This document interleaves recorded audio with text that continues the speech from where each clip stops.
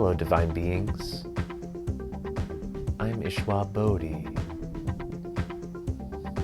The great Terence McKenna once said, "Psychedelics aren't illegal because a loving government is concerned that you may jump out of a third-story window. Psychedelics are illegal because they dissolve opinion structures and culturally laid down models of behavior and information processing. They open you up to the possibility that everything you know may be wrong."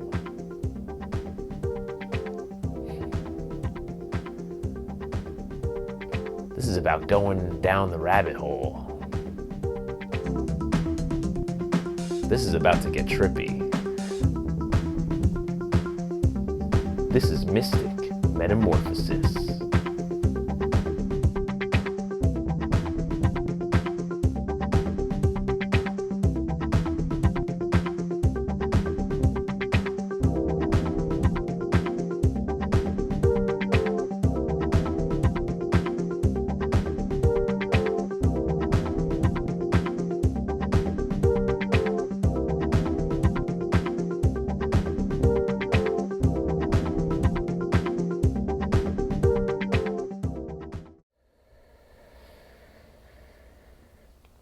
Psychedelics are spiritual tools when used with spiritual intention. Ceremonial substances such as psilocybin, LSD, and ayahuasca can really give one an eye-opening spiritual experience and really can heal people. People have healed PTSD and many other issues in their life with these types of ceremonial substances. And ultimately what these ceremonial substances can do is peel back the curtain and allow one to see other dimensions of reality. And really, that's what it's about. It's about this vision. These ceremonial substances have existed and have been used by shamans for thousands of years.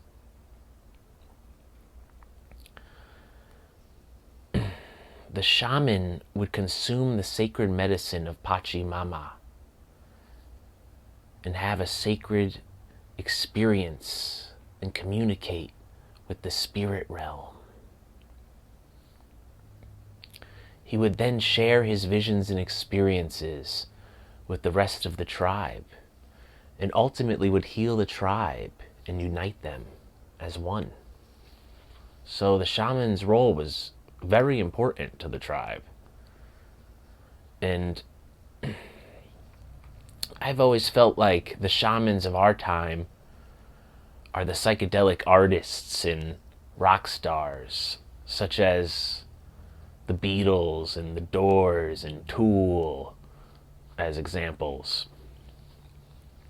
And I remember one time I actually communicated with the dead Beatles, the spirits of the dead Beatles, on one of my psilocybin trips.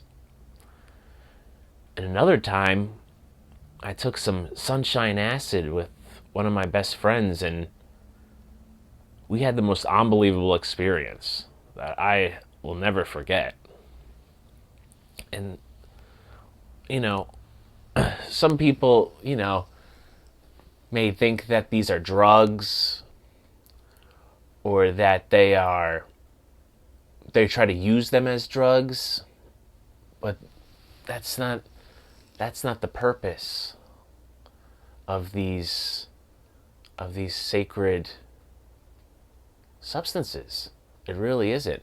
They are here to heal people and to help people awaken to the fact that we are multidimensional beings having a human experience. So, yeah, I'd like to share these stories with you.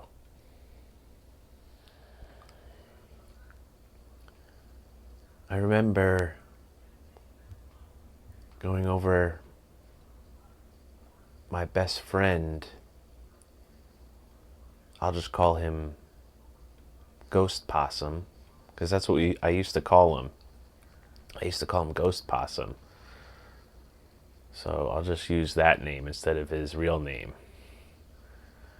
But he knows who he is. But, yeah, I went over his mom's lake house to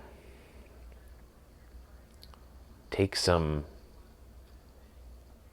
sunshine acid. That's like the good stuff they used to take back in like the 60s. You know, like hippie stuff. And yeah, I go there and we're just chilling in his room and like watching South Park or something. And I say to him, yo man, we should take some of that acid now. So we take it, and it's like around like 2 in the morning, and we take this acid, and I think we only took 1 tab each, maybe 2. And we were just kind of, I remember just laying on his bed, and as I'm like laying there, I'm like looking up at the ceiling, and I see like this Mayan language forming on the ceiling. And I'm like, it's very mesmerizing. I'm like, whoa. And then like, I'm like, yo man, let's go walk to the lake. Check out the lake. You know? So it's like late at night, and he's like, all right, let's go. So we both like leave, and we're walking down the road. And I remember like looking at the trees, and the trees were just alive with energy, and everything's like, you know, everything feels like it's breathing, almost. That's a good way to explain it. And we get to the lake, and I remember we were just out there on the dock of the lake, like just laughing, you know, just enjoying life. And I remember jumping in the water, and the water was like warm. It was warm, and I remember like thinking, I felt like I was like in the womb of the earth. And you know, see, like, yeah, so we're just swimming around, and I remember I like swim out of the water, and I like look out, and I see Ghost Possum. He's just sitting there on the dock, and he's looking out on the horizon, and everything's starting to get lighter, and I realize the sun is about to rise. We've been out there until the morning. It was morning time. And then all of a sudden the sun splatters into the sky, is the best way I can describe it. And like is spiraling. Like my eyes were like popping out of my head. It was like literally like spiraling. And I never saw anything like it. I was like, whoa. And it was mind-blowing. So I go sit next to Ghost Possum on the dock. And as we're sitting there, like we're both sitting there looking out, and you see like there's like a misty fog on the lake, just like floating, hovering above the lake, all the lake. And all of a sudden, all this fog starts to spiral, and it transforms and forms into these ghosts of geese and ducks and swans, like they were transparent geese, and they were all like bumping into each other, and they looked like ghosts, like you could see through them. And I couldn't believe what I was seeing. Like my mind was blown. I was like, what? And I was like, man, do you see that? And he saw it too. He saw it too. Yeah. And like he was like, yeah. He's like, I see it, bro. And it was like, we were both seeing this, like, I don't know, apparition of these spirits, of these geese that maybe had existed in that lake. And they were like, but they still existed. We were like, our third eyes were open so we could see into that dimension. And then all of a sudden they turned back into the fog. And then it was like I like couldn't believe it. I was like, and so he was just the same way. We were just like in awe of what had just happened. And then we just started walking back to his mom's lake house. It was like in a community, and we were walking back, and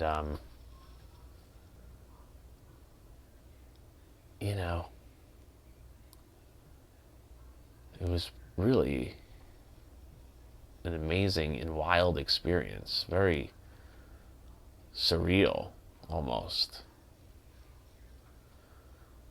Yeah. Another time, I took psilocybin mushrooms with my friend, who I'll call Eric, and we took these magic mushrooms and went back to my apartment, and I was hanging out with my brother and my friend. So my brother, who is my roommate and best friend, and then my other friend, who I don't really talk to that much anymore. We'll just call him Eric, and I'll just refer to my brother as my brother, so I don't use anyone's real names. And I remember the morning before I invited my friend Eric over for that evening to take these magic mushrooms, I had pulled into this gas station, and I saw this big yellow submarine sticker on the back of someone's bumper, like pulling out of the gas station or whatever. And I remember thinking like, oh, nice, yellow submarine, because I'm a fan of the Beatles. Didn't really think anything else of it. So he comes over, and I remember these were like those types of magic mushrooms that are like purple with the gold speckles all over them. Yeah, like gold flakes almost. They're very like magical looking mushrooms. And I remember we ate them. We went for a walk, and his were kicking in. I remember he was talking about some girl or something. He was kind of getting emotional, and he was feeling them too. Like I could tell that he was starting to trip. But I remember I didn't really feel him. So we walk around my town, and then we come back, and I was like, you know what? I'm gonna eat some more. I had like a couple more like big caps. I got like a big cap and like a stem. So I ate them. So my brother comes home from work around this time, and my brother and Eric and me were all like just talking, and I remember we're sitting in this room, or like it was like our jam room, me and my bro's jam room, and I remember sitting there, and I just see everything starts turning yellow in the room, and I remember like looking over, and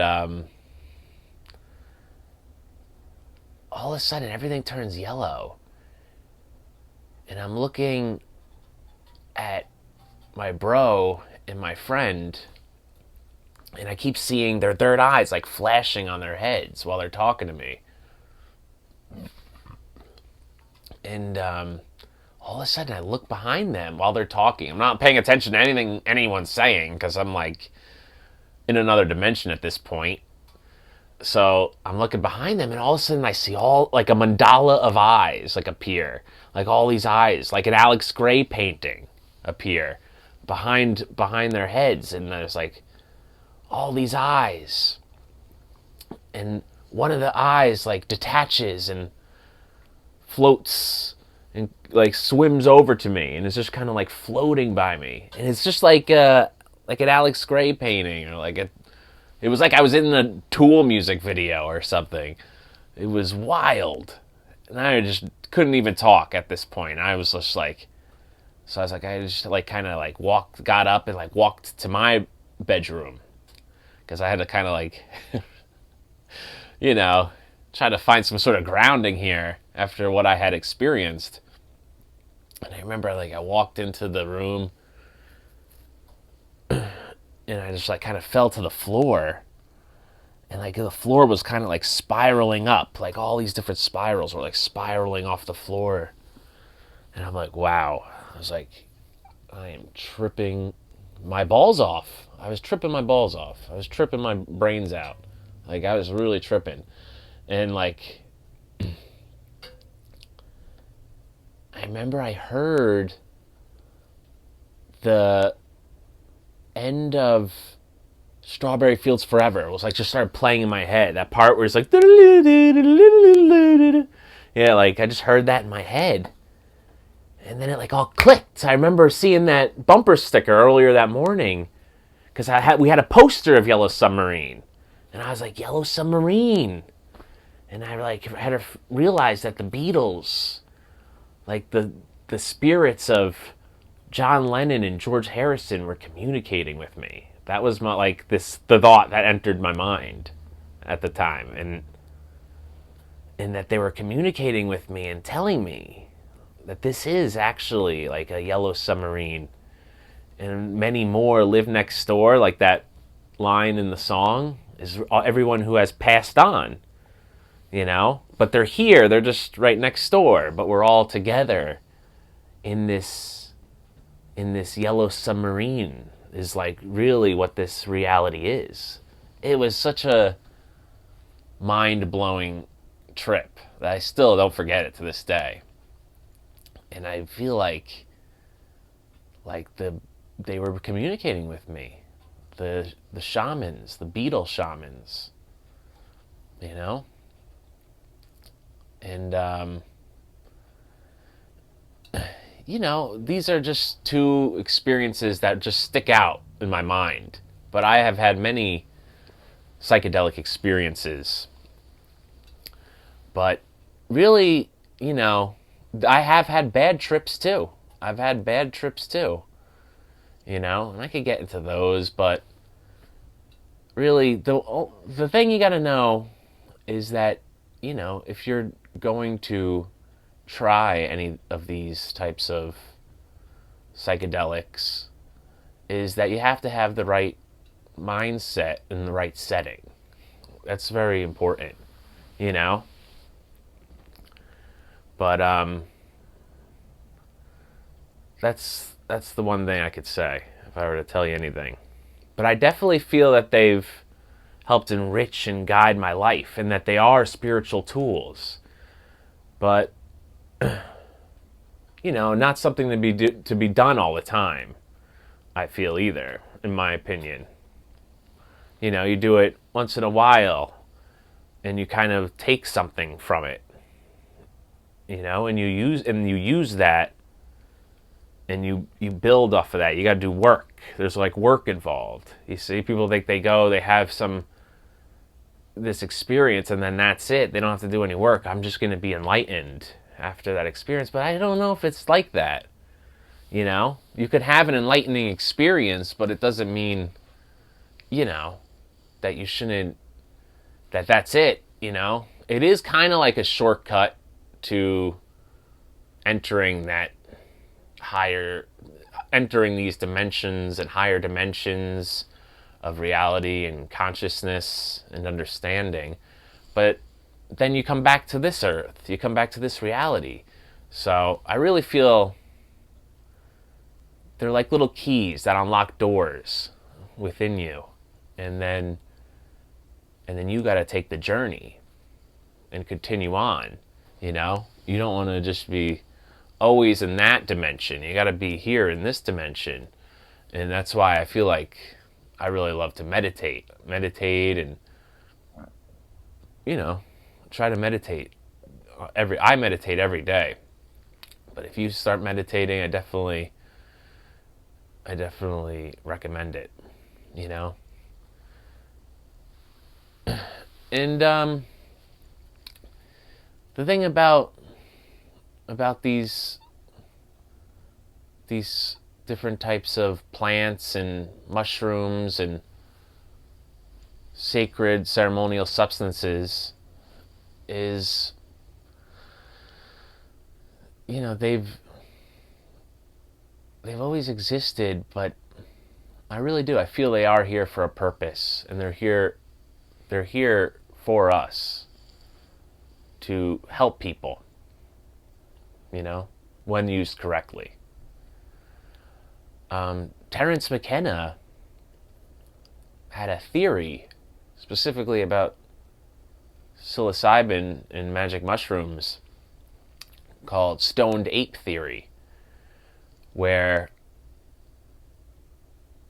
what it basically says is that early hominids, early humans that, like, they weren't humans yet, but early, what became us, like the apes, when we were more like apes and evolving, like just beginning to evolve, what happened was that things changed on the earth, and like the jungles where these ancestors of us lived, they all became like, all the trees died. So there were these vast fields of grass.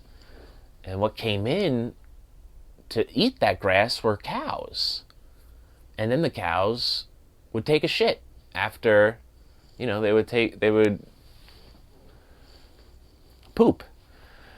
And magic mushrooms, psilocybin, would grow out of the poop. And basically what his theory was saying is that our ancestors were forced to leave the trees and go down and find different food resources, so they started to eat these mushrooms, and it began to change the brains of these creatures, and they began to think differently and have these visions, and they began to form more complex cognitive abilities and start to become aware of like language and like symbols and all of this, and how it like changed their brains to become what we are today, and it like brought about our evolution. So that's a very profound, if that's true, that's very profound. That means that these psychedelics can help us evolve as a species and push our evolution, and I do feel that that's true. So, it's a pretty wild theory, but, it's definitely something to think about. That's for sure. And I hope I gave you something to think about. And thank you for joining me today. And yeah, I hope you learned something. And this was, you know, somehow enlightening for you to learn about this. Thank you. Infinite blessings of light and love.